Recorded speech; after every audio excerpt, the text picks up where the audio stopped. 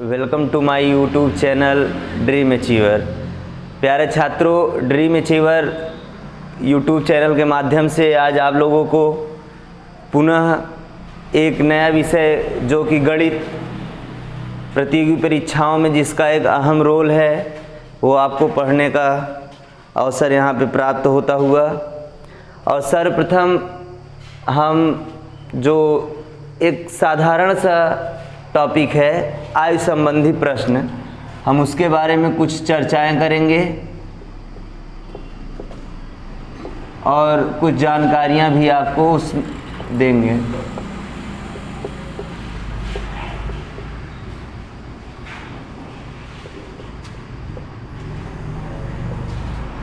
तो सबसे पहले आयु किसी व्यक्ति जो व्यक्ति जन्म लेता है और जब तक कि उसकी आयु दी रहती है वही उसकी आयु है। सर्वप्रथम हम यह जानेंगे कि आयु संबंधी प्रश्न पूछे क्यों जाते हैं। अंकगणित जो कि पहला पार्ट होता है उसमें एज यानी आयु से लगभग 5 से 10% प्रश्न पूछे जाते हैं।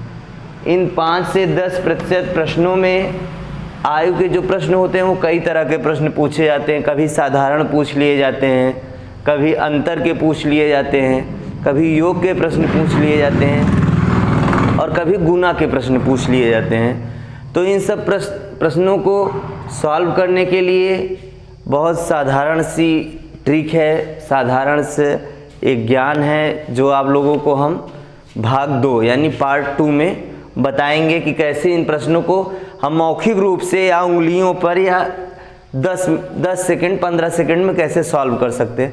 लेकिन सर्वप्रथम आप ये जानिए कि ये प्रश्न बनते कैसे हैं और इन प्रश्नों की उपयोगिता किस प्रकार हमारे जीवन में है या आयोग इन प्रश्नों को क्यों रखता है। सबसे पहले ये जानिए कि दो लोगों की उम्र में अंतर कैसे होता है। मान लीजिए कि कोई व्यक्ति है रमेश, उसकी उम्र दे दिया है 10 वर्ष और कोई सुरेश है उसकी उम्र 20 वर्ष दे दिया गया है। तो अब पूछ लिया कि इन दोनों लोग की आयु में अंतर कितना। ये एक साधारण सा एक बेसिक नॉलेज है जो मैं आपको बता रहा हूँ, ठीक है।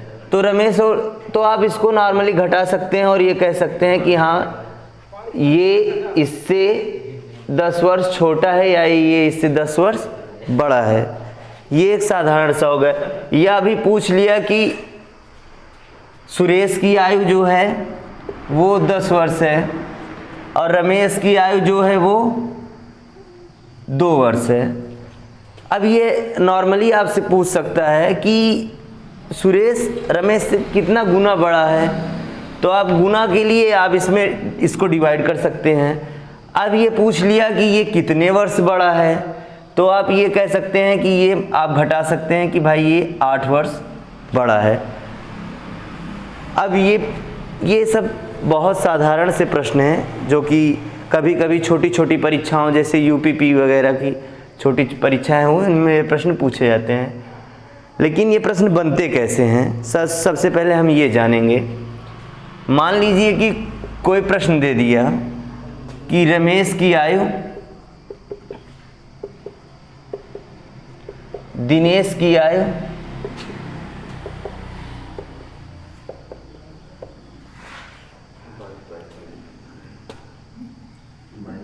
दोनों का योग या दोनों की आयु दे दिया। मान लीजिए x दे दिया, y दे दिया, ठीक है। एज नहीं दिया है, बता दिया है कि दोनों का अंतर इतना है तो दोनों का योग इतना है, तो आप उनको x और y मान के सवाल को आराम से लगा सकते हैं। इनमें कोई ज़्यादा इशू नहीं है। लेकिन सबसे पहले हमें ये चीज़ ध्यान देना है कि यदि किसी व्यक्ति की आयु नहीं दिया है तो प्रथम व्यक्ति की आयु को हम x मानते हैं और जो द्वितीय व्यक्ति है अगर दोनों का योग दिया है, जैसे दिया है कि 2 लोग की आयु तो x + y = 90 दे दिया है या जो भी यहाँ पे मान लें कि हम a दिया है, इस तरह से हम सवाल को सॉल्व करते हैं। लेकिन अब समस्या आती है कि विभिन्न प्रकार के प्रश्न आ जाते हैं, अंतर पे आधारित आ जाता है, योग पे आधारित आ जाता है, गुना पे आधारित आ जाता है, या पूर्व में इसका उम्र इतना था या बाद में इसका कितने वर्ष बाद होगा। तो इन सब प्रश्नों की जो विभिन्न प्रकार का एक समायोजन है, उन समायोजन को हम विभिन्न प्रकार के प्रकारों में बांट करके सवाल को सॉल्व करते हैं। अब यदि परीक्षा में ये पूछा जाए कि किसी व्यक्ति की आयु किसी व्यक्ति की आयु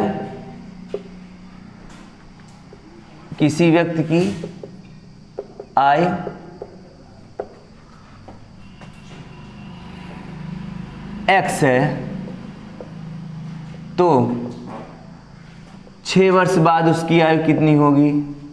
ठीक है, तो इन सब सवालों को सॉल्व करने के लिए या हल करने के लिए हम साधारणतः व्यक्ति की आयु x दिया है तो x मान लेते हैं, और 6 वर्ष बाद कितनी होगी तो x की जो भी वैल्यू आती है उसमें हम 6 जोड़ देते हैं। ठीक है, और यदि कहता है कि 6 वर्ष पूर्व उसकी आयु इतनी थी तो वर्तमान में आयु कितनी है, तब भी हम 6 वर्ष पूर्व उसकी आयु हम x मान लेते हैं और वर्तमान में आयु 6 जोड़ देते हैं। तो आप प्रश्न विभिन्न प्रकार के पूछे जाते हैं, लेकिन उनके सॉल्व करने का जो मेथड है, जो मैं आपको बताऊंगा समीकरण के द्वारा x मान करके कैसे सॉल्व किया जाता है, वो एक ही प्रकार का होगा। प्रश्न आपका चाहे जैसे भी पूछा हो, चाहे वो क्योंकि आयोग का एक ही लक्ष्य होता है कि वह प्रश्नों को आपको कितने से ज़्यादा समय वो आपका खर्च कर दे। प्रश्न वो बढ़ा देता है जानबूझ करके कि आप अगर किसी परीक्षा में 200 गणित के प्रश्न सॉल्व करने हैं और उसमें आपको 2 घंटा दिया गया, 120 मिनट है आपको 200 प्रश्न, यदि आप प्रश्न को पढ़ने और सॉल्व करने में 2 मिनट लगा दिए तब तो आप ज़्यादा से ज़्यादा 60 प्रश्न ही सॉल्व कर पाएंगे। और यही आयोग का लक्ष्य होता है कि व्यक्ति पूरे से पूरे प्रश्न को ना कर पाए। लेकिन हमारे YouTube चैनल के माध्यम से आप 200 प्रश्नों को केवल 100 मिनट में ही कर पाएंगे, और आप पास जो 20 मिनट बचेगा आप एक बार उसको चेक भी कर सकते हैं। ठीक है, और इसमें कई तरह के टाइप भी होते हैं, मैं टाइप आपको बता दे रहा हूँ आज, और कल मैं जब भाग 2 पढ़ाऊँगा तो उसमें न्यूमेरिकल आपको सॉल्व करवाऊँगा। एक होता है अंतर पे आधारित प्रश्न,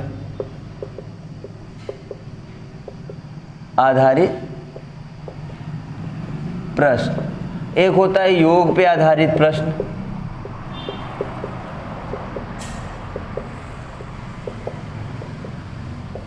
और एक होता है गुना पे आधारित प्रश्न।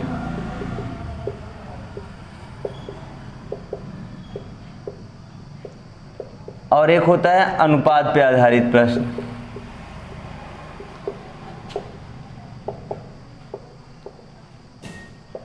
ऐसे कई प्रकार के आयोग कई प्रकार के सवालों को बनाता है, लेकिन मैंने जैसा कि आपको बताया कि आपको परेशान होने की बिल्कुल ज़रूरत नहीं है। आप हमारे YouTube माध्यम से इन सारे प्रश्नों को केवल एक ही मेथड से आप समीकरण की विधि से आराम से लगा सकते हैं। उसको x मान करके y मान करके जैसे जैसे प्रश्न रहेगा उस हिसाब से हम उसको। अब चूंकि मैंने लास्ट में अनुपात पे आधारित प्रश्न लिखा है तो मैं आपको यहाँ पे एक उदाहरण बताते जाता हूँ। आप मान लीजिए कि a तथा b की जो वर्तमान आयु है उनका अनुपात में, ऐसे आयोग SSC CGL में ऐसे प्रश्न ज़्यादा पूछे जाते हैं। वनडे एग्जाम, लेखपाल, जो भी परीक्षाएं होती हैं उनमें विगत वर्षों में जो अनुभव रहा है उस अनुसार मैं आपको सूचित कर रहा हूं कि मान लीजिए A और B की आयु का अनुपात आप कुछ भी मान सकते हैं। मान लीजिए कि 4:5 मान लेते हैं है। अब मान लीजिए कि 5 वर्षों बाद अब 5 वर्षों बाद इनका अनुपात कितना हो जाएगा। आप मान लीजिए कि 5:6 हो जाएगा, 5:6 हो जाएगा। अब इसमें ये पूछ सकता है, कंडीशन आपको कोई भी दे सकता है। ए की वर्तमान आयु बता दीजिए, वर्तमान आयु। बी की बता दीजिए, ए और बी का डिफरेंस बता दीजिए, ए और बी का योग बता दीजिए, और ए की अकेले, मतलब कोई भी प्रश्न आपको पूछ सकता है।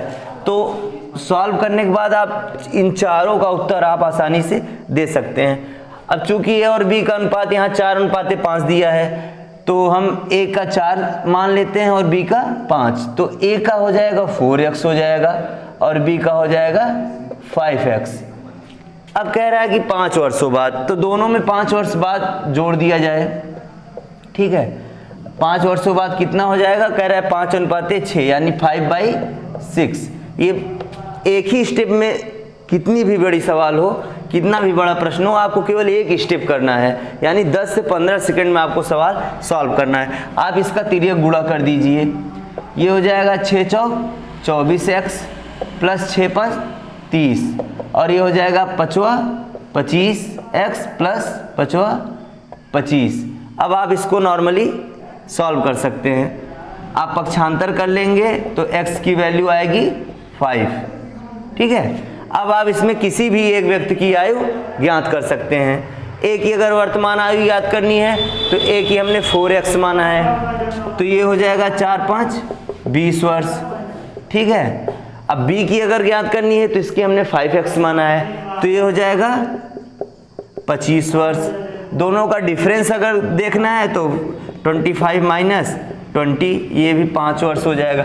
दोनों का योग अगर देखना है तो 20 प्लस 25 इक्वल टू 45। मतलब क्वेश्चन चाहे जो भी हो, कुछ भी पूछा हो, उसमें किसी इंडिविजुअली एक की एज पूछा हो, दोनों का डिफरेंस पूछा हो, या दोनों का योग, या कितना गुना, ठीक है, या कितने प्रतिशत अधिक है एक की आयु दूसरे की आयु से, तो इन सब क्वेश्चन का आप केवल एक ही स्टेप में आप एक कॉलम बना लीजिए, उसका आंसर आप एक ही स्टेप में दे सकते हैं। और यहाँ पे केवल एक ही मेथड से, एक सिंपल मेथड है, आप उसको आराम से सॉल्व कर सकते हैं। तो मैं कल आप लोगों को एक दूसरा पार्ट लेकर आऊँगा, उसमें कई सारे न्यूमेरिकल, कई सारे उदाहरण आपको बताऊँगा, जिससे आप अन्य प्रश्नों को भी आसानी से सॉल्व कर सकते हैं, ठीक है। आप अगर अभी तक चैनल को सब्सक्राइब नहीं किए हैं तो मेरे साथ जुड़ने के लिए अभी लाइक कीजिए, शेयर कीजिए और सब्सक्राइब कीजिए, और अपने दोस्तों को भी जुड़ने के लिए आमंत्रित कीजिए। बहुत बहुत धन्यवाद।